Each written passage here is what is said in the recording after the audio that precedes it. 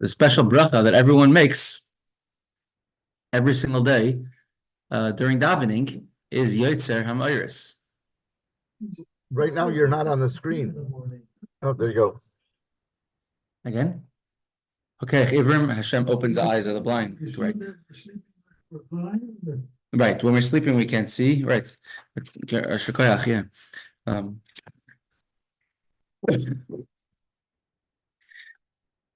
Someone who is blind, it cannot be about Torah, it cannot read the Torah. Similar how someone who's blind cannot be your taxi driver. Right? They can't see where they're going, they can't read the words. They could do the half Torah because it's not the same. They could do not the half Torah, the mitargim. They could be the one to translate because you don't have to look inside for translation, and it's not as special of a reading as a reading of a Torah. It's on a lower level. Now we'll return to the topic of a blind person. But first, we're going to go into a different subject. It's called a pecheach. Pecheach, the screen's a little bit dim today, but you have that's our drawing. Pecheach, whether it means either topless, sleeveless, wearing shorts. It is a issue to be a chazan when wearing shorts. Even davening, one should not daven while wearing short pants, while wearing a sleeveless shirt. Many Sephardim, they have like a special sleeve which they could roll up. They have a special tie that ties up to when they put on their tefillin. Someone who is not tznius, not dressed modestly, can they be chazan for Shacharis? Can they be chazan for Shema? Can they be a Bal Koreh? Can they be the one to read the Torah? So here's what the Gemara says: Pecheach peris al Shema. Someone whose legs are exposed can be the chazan for Shema. Peris al Shema, for the partial Shema, meaning people get together just to say Shema b'tzibur and with the crowd, but not chazan of the Shemini Esrei, not a Bal Koreh. You cannot read the Torah for everyone. But he may do lesser things, for example, translating the Torah into Aramaic and saying blessings on Shema. Ba'minei Ula Barav Me'abaya. Ula Barav asked a question to Abaya. Katan Pecheach Mahu Sheikare Batorah. It is obvious that if you have an adult whose body is exposed, they cannot read the Torah. Because the Torah says, you should not have any nakedness among you. That's a definitely they cannot read the Torah. A child does not have to do mitzvahs, and a child is allowed to get maftir, to say the Haftorah. So could a child read the Haftorah if they are not dressed in a sneeze, in a fitting fashion? In addition, it's very common for a child, for kids to walk around and partially uncovered, partially exposed. Legs are exposed by children. It's not so. Being as it is, maybe for them it is normal. It is common. Answers the Gemara. Can a child who has bare limbs, they're not wearing sleeves, they're not wearing shorts, do they fall under the category of erva, of someone who is unclothed and cannot say the Haftarah, cannot say and show? Obviously, you're talking about his private parts are covered, because that's for sure prohibition. But beyond that, if a child's wearing a bathing suit and a yarmulke, could they read the Torah? Omar Lei, Abaya answered back to Ula, why are you asking me just about a child who's not wearing clothes if they can be reading the Haftarah or the Torah and Shul? What about a child who is totally unclothed, not wearing anything at all? You can ask the same type of question. Is it only an adult who has this obligation to not have their naked parts of their body, their covered parts of the body being revealed, but a child may, or also a child should not. So to explain the reasoning, what was the answer? Think about someone who's not clothed at all. What is the reason that someone who is naked cannot read the Torah? Mishum kavod tzibur. Because we are concerned for the respect of the tzibur, of the public. It's not respectable that someone who is not wearing clothes, who is naked, should read the Torah. Hachanami mishum kavod tzibur. So too, when a child is reading the Torah, even if the child is under 13, but if they are a little bit unclothed, they're not dressed respectfully the way an adult is, so then the child cannot read the Torah. Any manner of dress which doesn't meet the standard of a shul, regardless of whether it's intentional, not intentional, it constitutes an affront to the respect of the tzibur, respect of the congregation.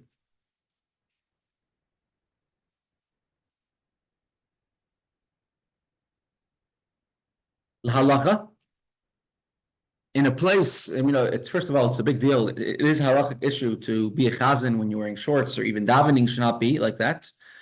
There are places in Israel they invented like shorts which have tzitzis. There are people, religious kibbutzim, that they work in the fields all day, and they have they wear shorts and they come together for mincha ma'ariv. So in a place where it's a total norm and there's no one else to do it, so then it's, I guess, permissible, it's allowed. But definitely when it comes to davening, one should be respectful. And even when you're own davening, when you're davening, especially in front of a king, even if it's, you could say, normal in the world to dress in a certain way, it doesn't make it the way that Hashem wants it in the Torah. All right, and yesterday we had a joke. There was somebody who was getting into a taxi cab, not wearing anything, and the taxi cab looked at him funny, and he said, "What are you looking at me funny?" He says, "Because I'm wondering how you're going to pay."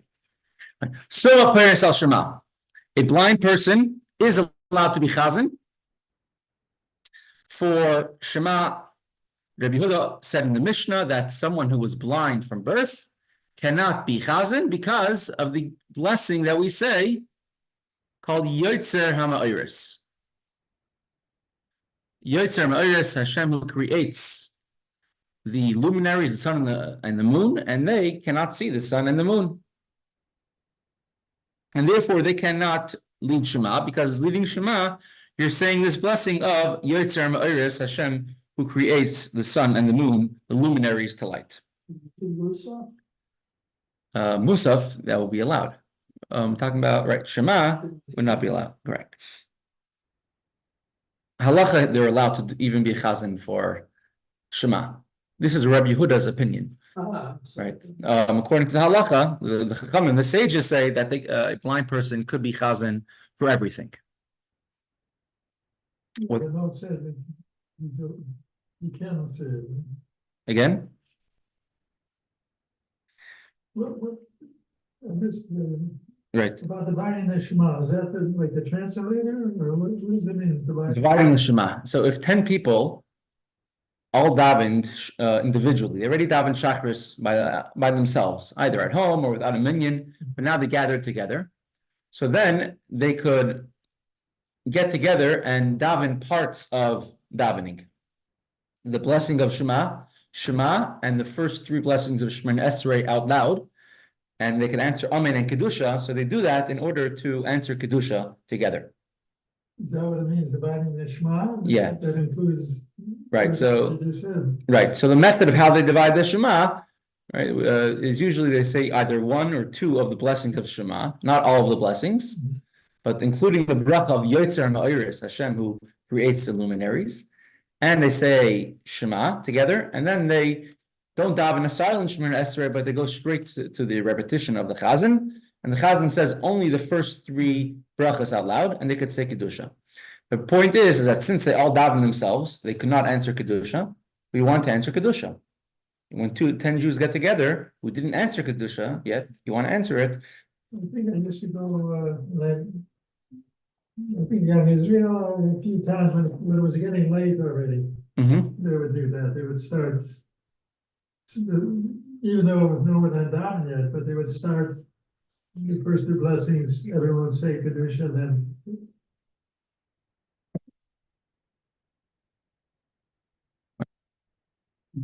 So what does it mean to be blind? Blind, let's just give a perspective. The Gemara is going to give a very good perspective of what's the reasoning of the difference of opinion of the Chaim and the sages who say that a blind person could read Shema, could be the Chazan for Shema, and say the blessing of Yetzer Ma'aris. And Rabbi Yehuda who says they cannot be a Chazan for Shema because he cannot say the blessing of creating the lights.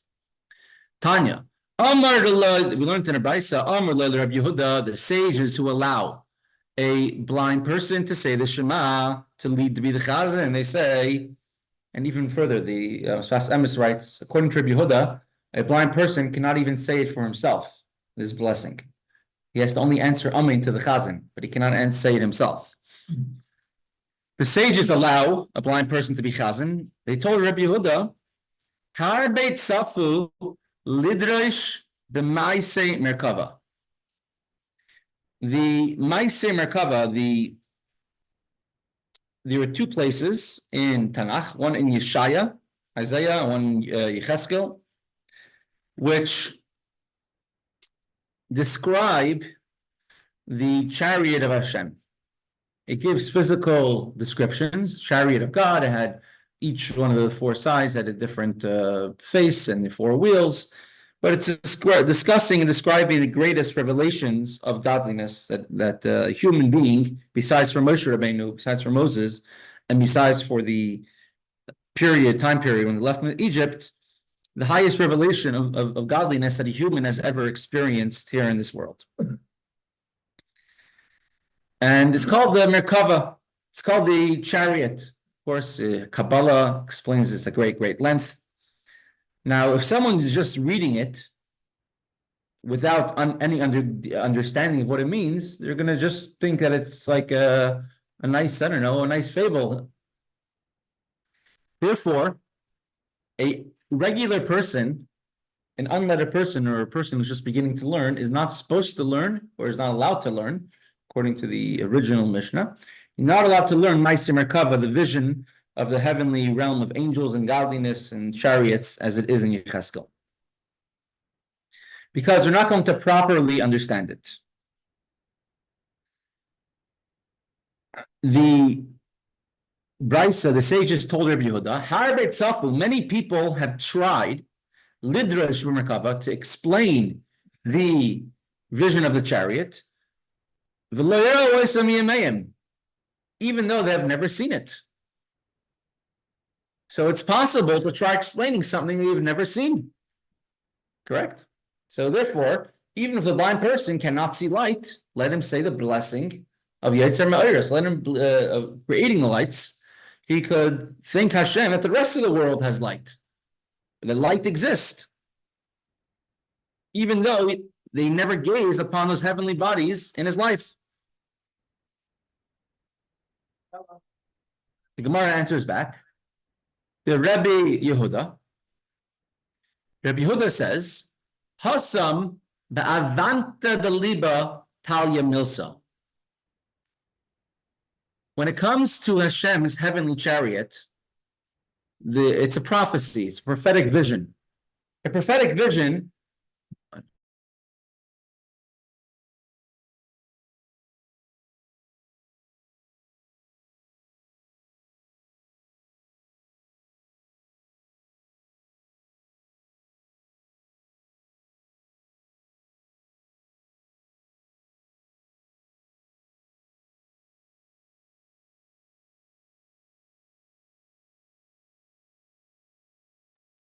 Rabbi, are you on mute?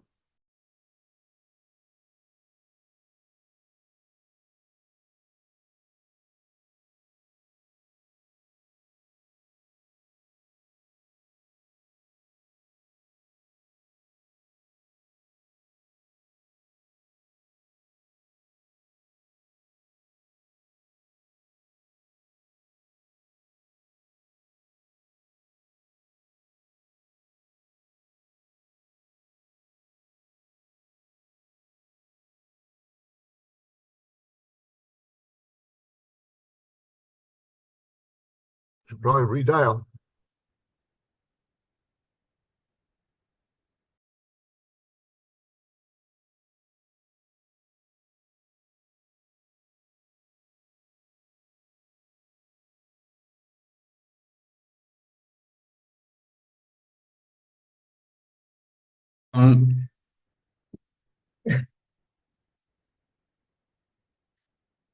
So when it comes to understanding the Ma'aser Merkava,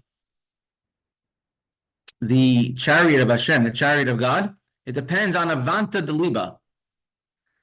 It depends on one's personal understanding and concentration.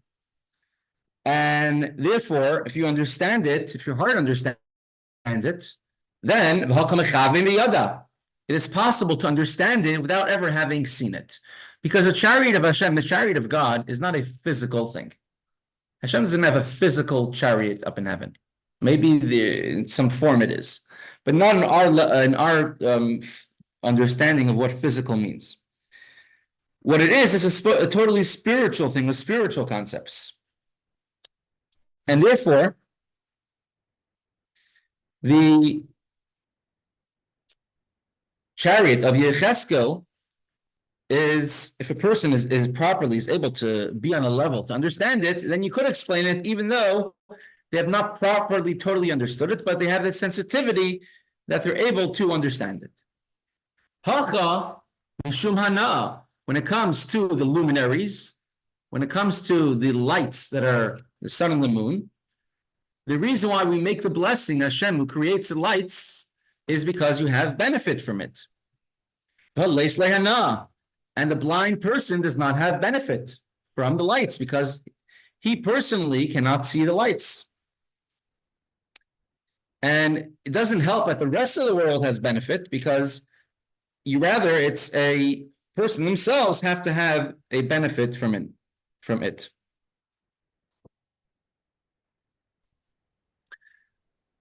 The Gemara now explains the rabbi's position that a blind person can say the bracha, can be the chazan for Shema, even though they're saying, even the Yetzer Ma'aris, Hashem, who creates the luminaries.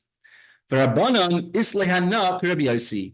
rabbis maintain that a blind person can make a bracha, can make a blessing of Yetzer Ma'aris, who Hashem, who creates the sun and the moon, because he does have a benefit, not a direct benefit, but an indirect benefit. The Tanya. For we learned in the Brisa, Rabbi Yossi says, Kol Yamai Hayisi Mitztair. My entire life, I was trying to understand, I was trying to, I was troubled over the meaning of this particular pasuk, which says, V'hayisa, Pashas Kisavai, Memashesh Batzarayim, and you'll be Kasher Mashesh Iver Ba'afela. This is when Hashem says, this is a Tochacha, the admonishment, the curses. And it says, if you not keep the Torah, this and this and this will befall upon you. And one of the things it says, you should be groping around in the middle of the day, like a blind person, like a blind person trying to feel himself, trying to feel the way in the darkness. Now, if it's dark, it's pitch black, even someone who could see, who has vision, can't find their way around. They also have to feel their way. They can't see their way around. Why does a verse, a pasuk say, like the blind person gropes around in darkness? Let it just say, like the blind person gropes around, has to try feeling around. What does it mean in darkness? Meaning that a blind person in the dark is in a worse situation than a blind person in the light. Seemingly, for the blind person, it makes no difference.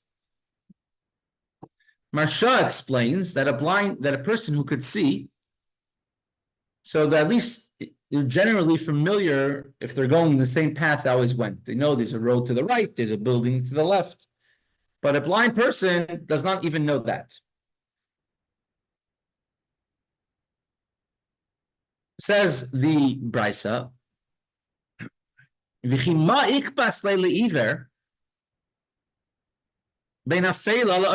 what difference does it make to a blind person whether it is dark or light?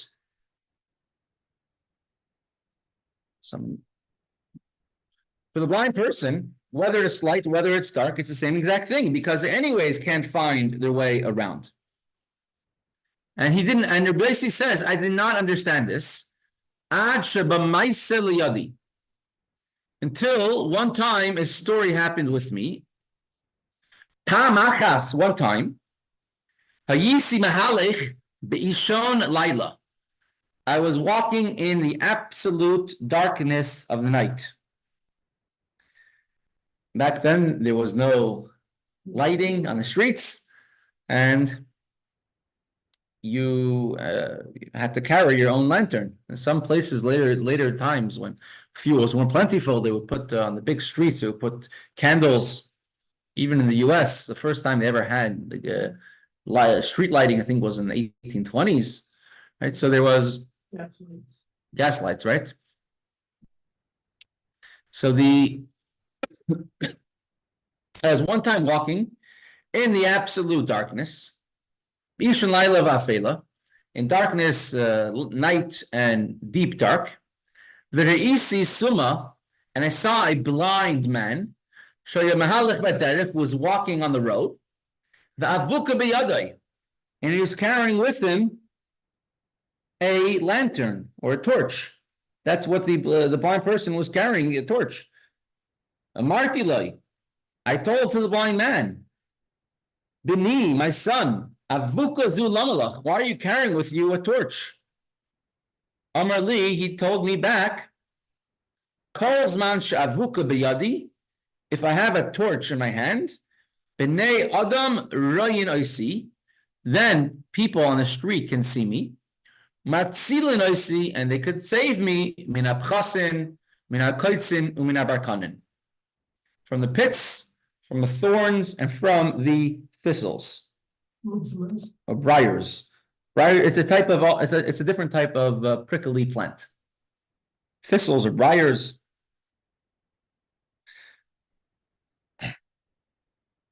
And therefore, I carry with me a torch even by night in case I meet somebody.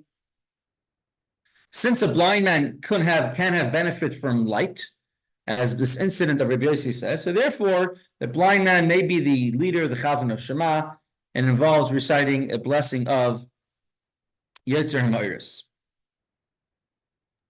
The Gemara has The been Rambam talking. writes The girl that a blind person has benefit from others, from sighted people who could see.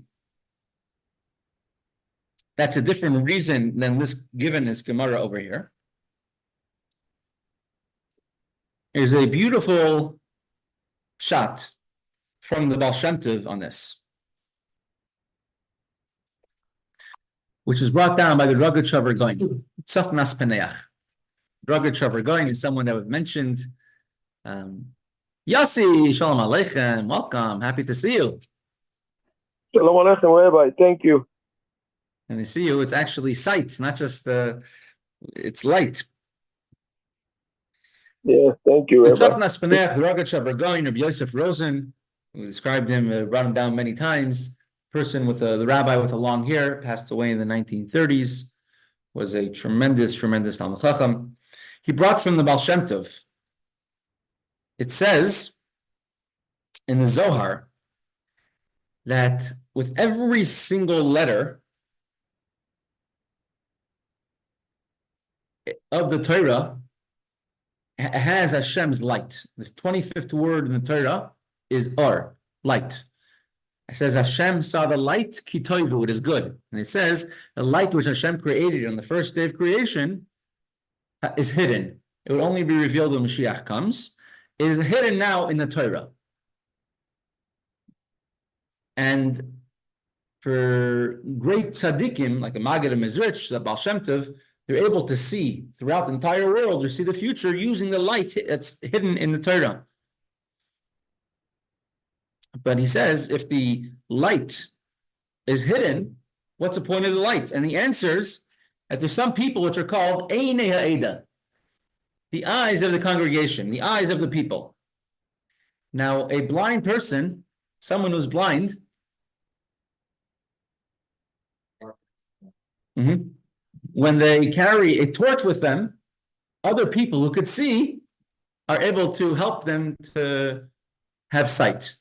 So in the same way, a person, people of the generation could be considered to be blind. We don't see, we walk around in day-to-day life, says about Shem Tov, we don't see Hashem openly, we don't see godliness openly. But we do have those who can see, which are the tzaddikim, the Einei, the leaders of our generation, which are the Rabbi, the Rebbes of the generation. And they cause that the blind person, that people like us, we don't fall into the pits and to the thorns and the thistles. And there are many people which, even though they don't have the opportunity to learn Torah, but they support those who learn Torah. Similar to a blind person, which even though they can't see themselves, but he's holding he's holding the torch in order that others could see and to save him. So those who support the Torah, if they themselves don't see the light of the Torah, but they help those who are learning Torah, and those people save them and protect them from all the pitfalls which can be in life, the grandson of the Baal Shem Tov brings us down as well. If you look interestingly, there are three descriptions for darkness. Ishoin, Laila, Va'afela. Three different types of darkness. Ishoin is going on your pupils, that a person can see with their eyes. Laila is not the person themselves can see, because if it's light outside and your person's eyes are closed, they also can't see. Laila is darkness. That's when the entire world outside is dark. Afela is deep darkness, absolute darkness, where there's no light. It's a cloudy sky. There's no moon. There's no stars, and that's pitch black. Someone deep down in a cave. It's called afela, deep darkness, in a tunnel. Rabbi Yossi says, I was walking where there's tremendous darkness. It's known that there is called Gimel Klippas Atmeis, the three levels of impurity which are impure, which of Klippa, powers of impurity, opposite of holiness. And in Chassidus, it calls it the Gimel Sarei Paro, the three officers that are mentioned in the Paro: the Sar Mashkim, Sar Oifim, Sar Tabachim, the butler, the baker, and the butcher. And these are three levels of Klippa, three levels of impurity. And in the person, they correspond to three limbs: the Konev, Veshet, and Vridin, the ventricle of the esophagus, the food pipe, and the veins that they have in their neck where the blood goes through. And all three of these correspond to these three different types of darkness. And therefore, all he had to, in order to protect themselves, even though he was blind, the blind person carried a torch, and it saved him from Kasin, Koitzin, and Barkanin, three different types of things as well. One is a problem with the outside, that there's a hole in the ground. One is that there's a thorn, which is, let's say, a rose bush has a thorn here, a thorn there, one thorn on every stem, or few thorns, and thistles are full of thorns.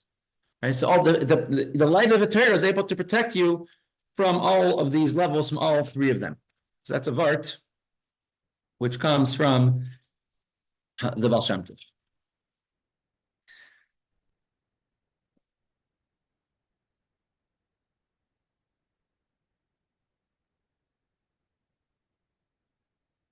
Right.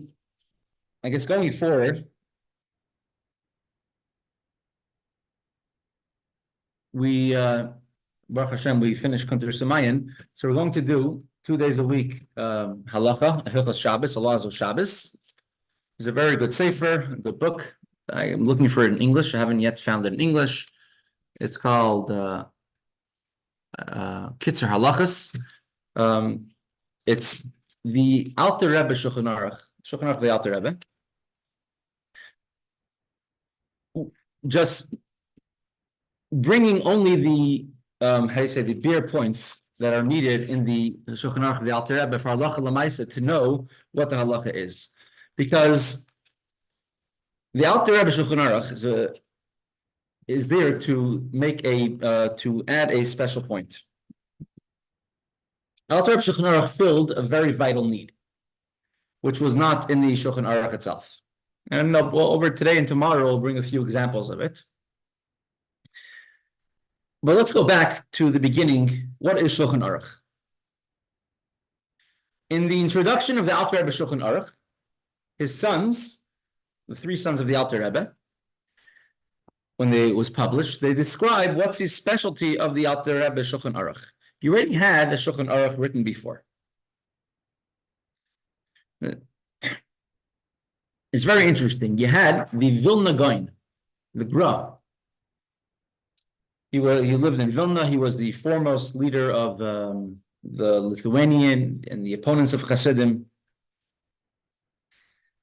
And he wanted very much to write a Shulchan Aruch, a code of Jewish law.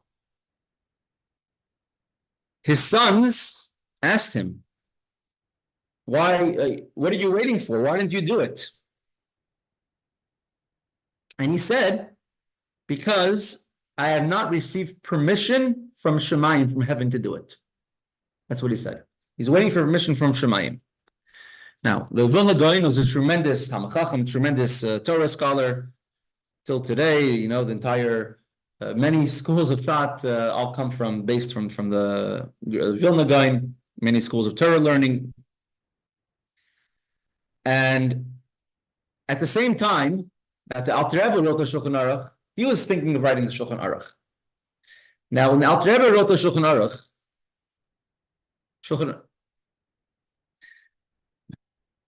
he was commissioned by his teacher, who was Alter Rebbe's teacher. His Rebbe was the Maggid of Mezrich. The Maggid of Mezrich was himself a tremendous Talmid Chacham, tremendous Gaon. His students were the greatest. 120 students of the Maggid of Mezrich were the greatest Torah scholars of the time, rabbis of great communities and cities. And nevertheless, he chose his youngest Talmid, his youngest student, which was the Alter Rebbe, to be the one to compile and to write a Shulchan Aruch. The words that the sons of the Alter Rebbe use was that Mishmaya eskimu al yadei, from heaven, they agreed to the Alter Rebbe's writing, and was accepted all over the world. Now, the Radziner Rebbe, Rabbi Yerucham Leiner, he says even that the sons and the grandsons of Vilna Gaon wrote that the Alter Rebbe Shulchan Aruch was accepted all among the entire Jewish nation for Halacha. Now, the Vilna Gaon, he was the greatest opponent to Chassidus at that time. Many say that he was uninformed. He was being told slanderous things, that's definitely true. But in addition to that, he also refused to meet the Alter Rebbe. He was the one who signed the Cherem of Chassidim. Cherem is not an excommunication of a carp. What is it? Cherem. You see his word excommunication, but a different word. But to put the Chassidim, are not part of the Jewish nation, and you cannot have any connection with them. Right? This is the girl, the Vilna Gaon. And he said about himself, he wasn't given permission from Shemayim, from heaven, to write the Shulchan Aruch. But to those that he was persecuting, him and his camp were persecuting, they were given permission and given the task from Shemayim, from heaven, Alter Rebbe, to write the Shulchan Aruch. What you see from there is Kollel b'reach min hakavod, somebody who runs after a honor, a position, and runs away from them. Do you accept that? The Yeah, his sons and his grandsons write about the Alter Rebbe Shulchan Aruch that it's accepted all over. His grandsons write that. And until recent times, until after the war, Alter Rebbe Shulchan Aruch was the de facto accepted Shulchan Aruch that people followed when they wanted to check the Halacha. The Mishnah Brura from the Chaim is now, it became much more popular after the war, and I think primarily because that was what was in print at the time. Right, the Alter Rebbe Shulchan Aruch was not in print at that time, or after the Holocaust, after the war, and it took a few years to start printing it again. But so that's when the Mishnah Brura really gained in popularity. But from the times of the Alter Rebbe and onwards, till Second World War, it was the primary go-to source of halacha. And even today, it's a go-to source of halacha. Every halachic place where we have the Alter Rebbe, it's taken into big consideration, or halachas like that. In addition to that, also the Alter Rebbe Shulchan Aruch is missing many sections. They were lost in fire. There were many fires in those days, and many of the writings of all the Rebbes, Alter Rebbe, Mittler Rebbe, Tzemach Tzedek, were all lost to fire. Publishing then was very, very expensive, difficult. Publishing took a long time. It's not like today, where you could take a picture with your phone of someone's handwriting, it types it out for you, and you, while you're on your phone, you send it off to be printed in India or China or somewhere else, and then it shows up to your house a month later. It wasn't like that. Every single letter had to be type locked. Excommunication, terrible. Excommunication, but Rabbi Karp said there's a better word. Excommunication, he said, is a word from the church. There's a better word for it. Excommunication. Yeah.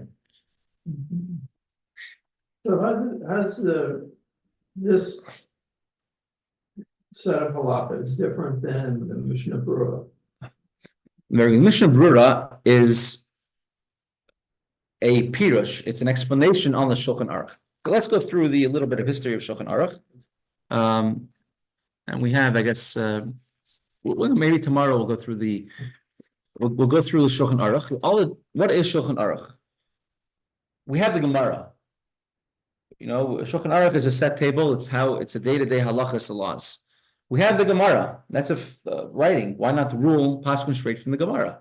Well, I think all of us could see, and we're learning the Gemara. There's about 5 opinions for every single thing. So you can't really rule straight from a Gemara. You can't know what to do. So throughout the generations, you had the Zkainim who codified the mitzvahs, and eventually you had the Rambam, who was the first major codifier, one who put together the halachas, laws. And he did it in the sefer called the Mishnah Torah, which is a Rambam that we learn every day for those who learn Rambam. And it goes through the entire Torah, all 613 mitzvahs. The Shulchan Aruch that we have doesn't go through all the mitzvahs of the Torah. It only goes through mitzvahs that apply to us. Everything that happens in the Beis HaMikdash is not in Shulchan Aruch. And only things that could apply to us nowadays are written in Shulchan Aruch.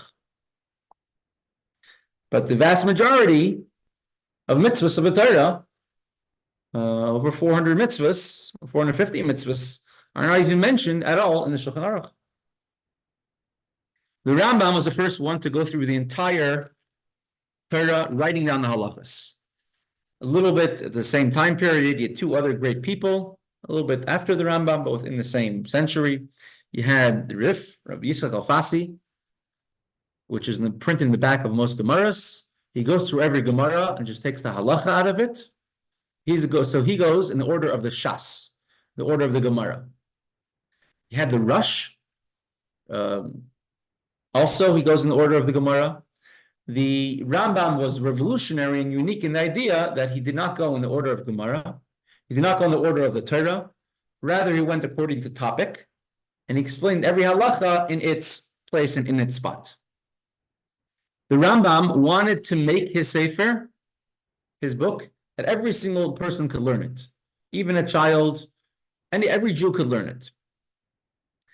And therefore, the Rambam is not in depth. The Rambam has other Sfarim which are more in depth, but the Rambam, Mishnah Torah, the halachas are not deep. It's factual, and he also doesn't go into reasons. He says a halacha, what his opinion is, and he doesn't bring any reasons for it.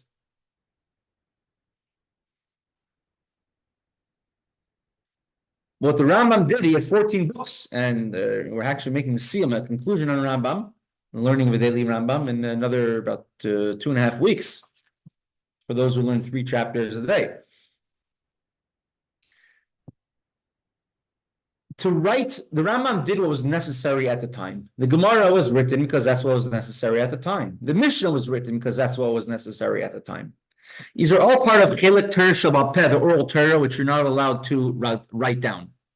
But when people are becoming more or less and less scholarly, knowledgeable, and they become more and more reliant on what's written down, and as time goes on, most people are not able to understand the halacha straight from the Rambam or straight from the Rif or straight from the Gemara, and you have to, as time goes on, you have to write new Svarim.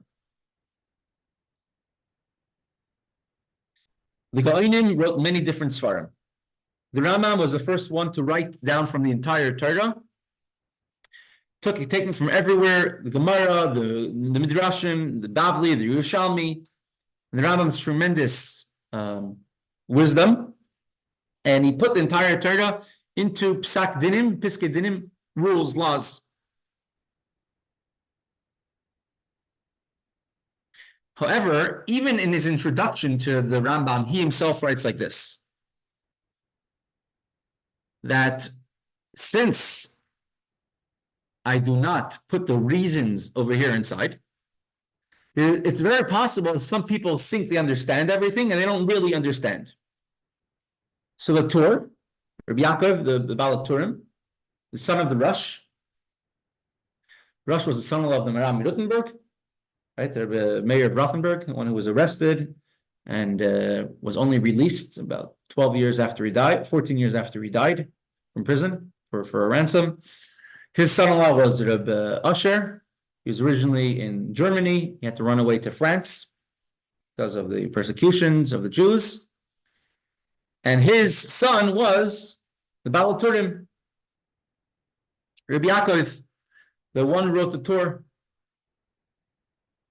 He divided the entire halacha, all the laws, into 4 sections, and he codified it in a very orderly fashion. However, even the Torah is extremely succinct, extremely short. Ashkenazim generally followed the Torah, and Sfardim generally followed the Rambam. And that was sort of the division, what was going on at that point in history, Jewish history. Sfardim followed the Rambam. We're talking about 750 years ago, and Ashkenazim followed the Rosh and the Torah.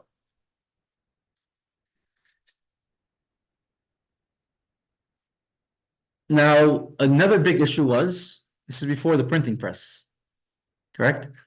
So not everything got around to everybody. So still in many places, people were ruling according to their own understandings. They were making different halachas, or people didn't know the reasons of halachas.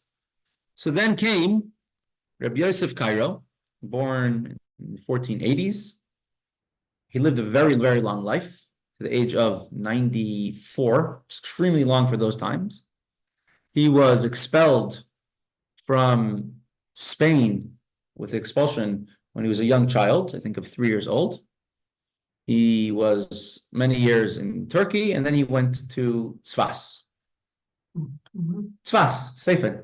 And the Yosef Cairo, he was in Tzfas together with, Tzfas was then a city of great people, the Arizal, the Arizal, the father of Kabbalah, Shlomo Alkabetz, the one who wrote L'Chadoidi, Manas Halevi, he wrote the beautiful Pirush on Mesechta Megillah and the Megillah.